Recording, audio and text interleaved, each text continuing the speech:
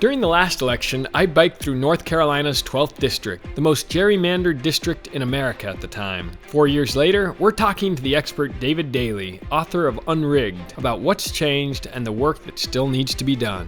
Gerrymandering is the dark and ancient art of politicians drawing districts that advantage themselves and their own party and hurt the other side. There are right now 50 million of us that live in a state in which one or both chambers of the state legislature is under control of the party that won fewer votes in the 2018 election. We redraw every state legislative and congressional district in the country every 10 years after the census. Once the data has gone on to the states, it tends to be the state legislatures that draw these districts. And so the state legislatures that are elected in the fall of 0 years have outsized influence. They will be the ones who draw these maps. We don't get another crack at drawing these maps until 2031. So these down ballot races that perhaps people don't think about all that much, they are enormously consequential.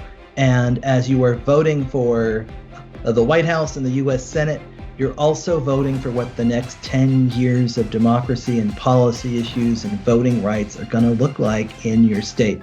Citizens can do a lot to affect this process. In 2016, 2 days after the presidential election, there's a woman in Michigan named Katie Fahey. She's 27 years old, and she is frustrated at all the dysfunction in our politics. And she goes on Facebook and she says, I want to do something about gerrymandering in Michigan. And she builds a movement in Michigan. So many people agreed with her that they started a ballot initiative for a constitutional amendment there for a citizens redistricting commission. And they won with more than 62% of the vote. 5 states in 2018 enacted similar reforms. It's on the ballot right now in Virginia.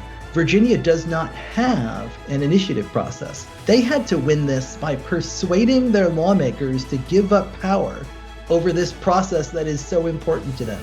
If it wins, it will be the most power that lawmakers have ever voluntarily surrendered over redistricting, ever.